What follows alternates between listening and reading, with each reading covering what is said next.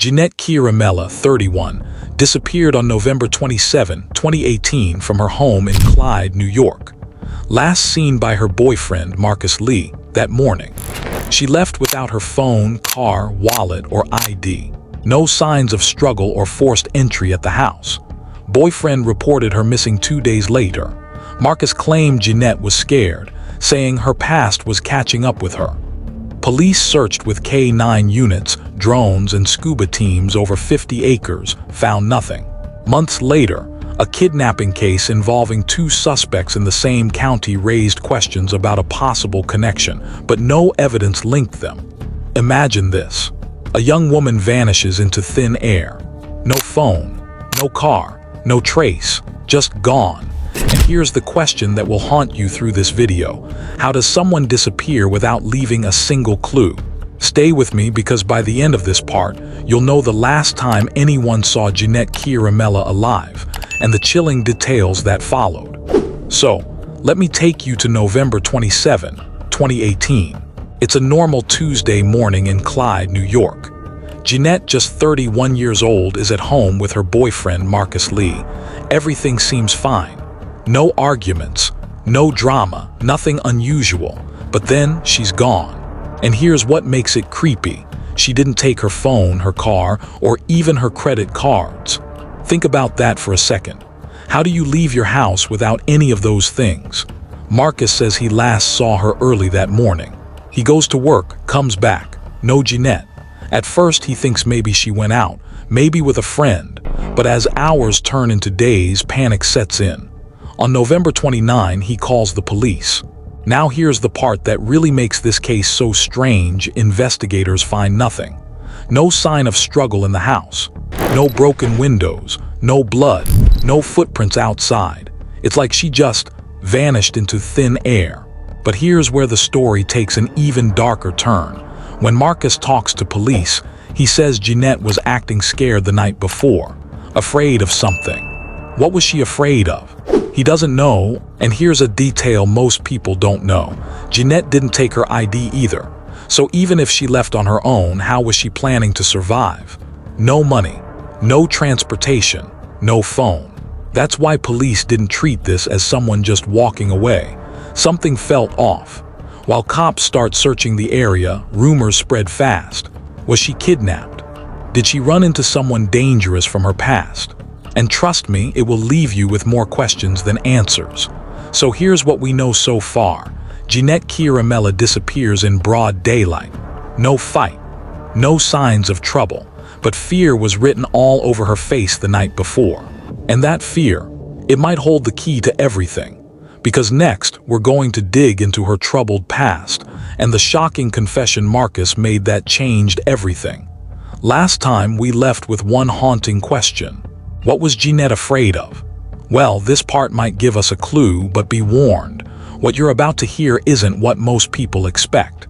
Because the deeper investigators looked into Jeanette's past, the more they realized. This wasn't just a missing person case. There were secrets, dangerous ones, so let's rewind a little.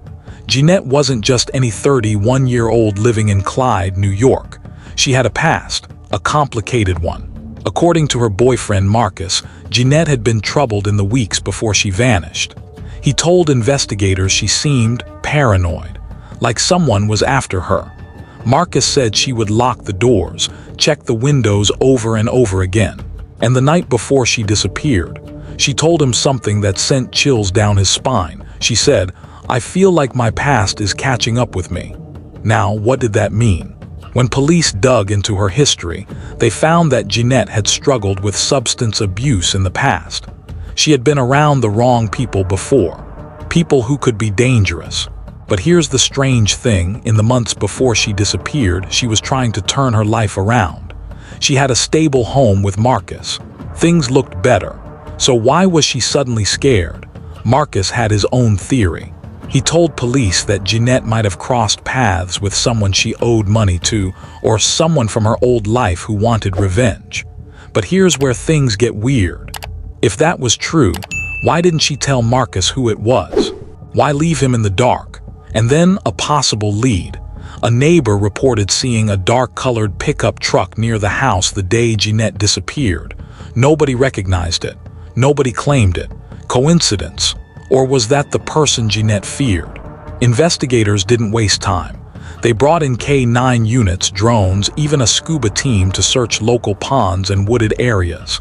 They searched 50 acres of land in Newark. Guess what they found? Nothing. No clothing, no phone, no dead body.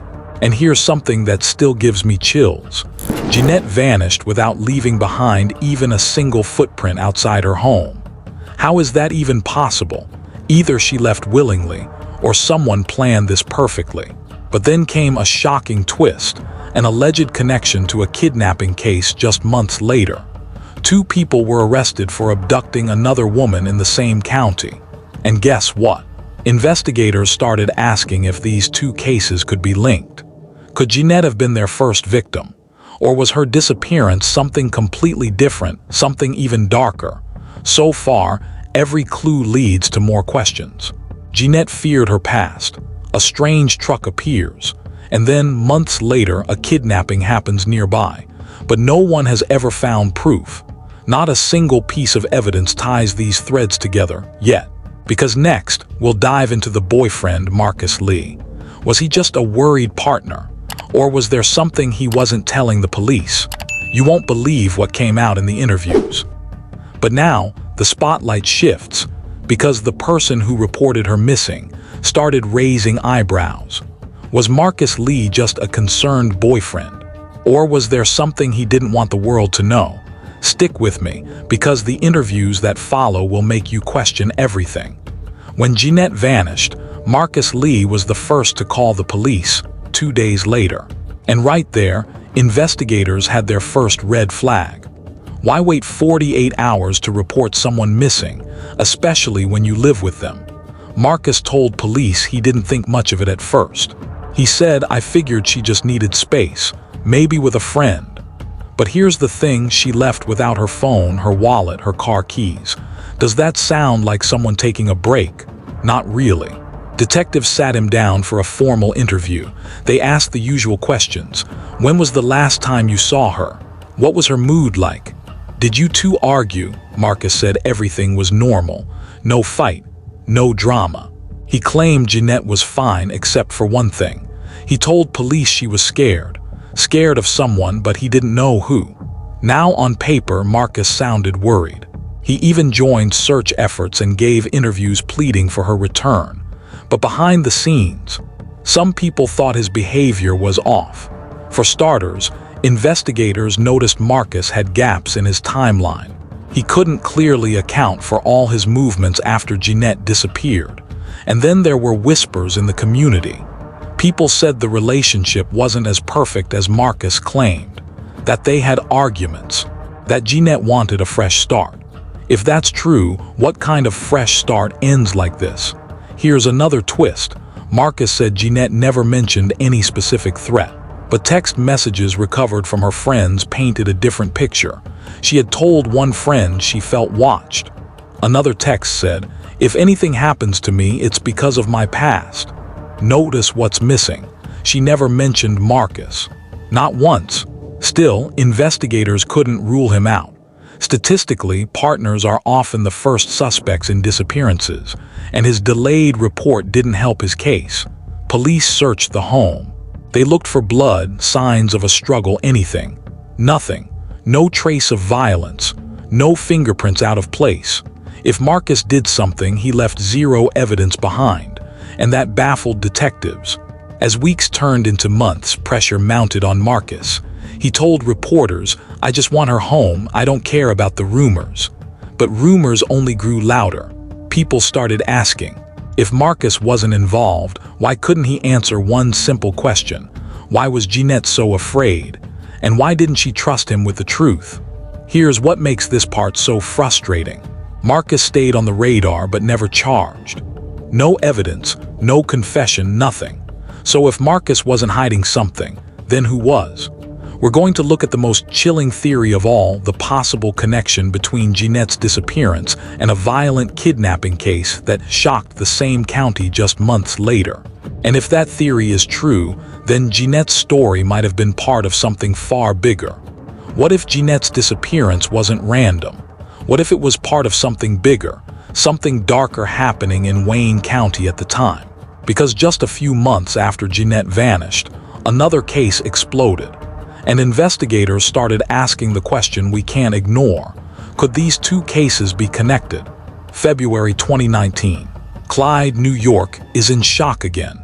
Two people, Elijah Jenkins and Amber Miller, are arrested for a violent kidnapping. They abducted a woman from the area and held her against her will. The case made headlines because of how brutal it was. And here's the thing, when investigators dug into this pair, something stood out. They operated in the same circles Jeanette once moved in. That's when police asked the big question. Could Jeanette have been their first victim? Was this connected to the past catching up with her, like she feared? Detectives searched the property linked to the suspects. They combed through fields, ponds, even brought in scuba teams to check underwater. They found nothing. No clothing, no phone, no dead body. It was like Jeanette never existed. But rumors didn't stop. Some people believed Jeanette might have been lured away that morning by someone she trusted. Others whispered about drug ties, unpaid debts, old feuds. But here's the brutal truth. Every theory sounds possible when there's zero evidence to prove or disprove it. As months turned into years, the case grew colder. Marcus moved on with his life, still maintaining his innocence. Police never charged anyone. And Jeanette, she remains on NAMAS, her status unchanged, missing since November 27, 2018. Think about that for a moment. A 31-year-old woman disappears in daylight. No fight, no witness, no sign of life. And even today, her family has no answers. The most haunting part, Jeanette warned someone that her past was catching up. And maybe, just maybe, she was right. So here's what this case teaches us. Sometimes, the scariest disappearances aren't the ones with clear suspects or dramatic evidence. They're the ones where a person simply vanishes, leaving nothing but questions that may never be answered. What do you think happened to Jeanette Ciaramella? Was it Marcus, a stranger, or something much bigger tied to that kidnapping case? Drop your thoughts in the comments. Let's talk about it. If you enjoy learning about the hidden truths of crime stories, consider hitting that like button and subscribing for more content like this. And please comment below to let me know where you're listening from.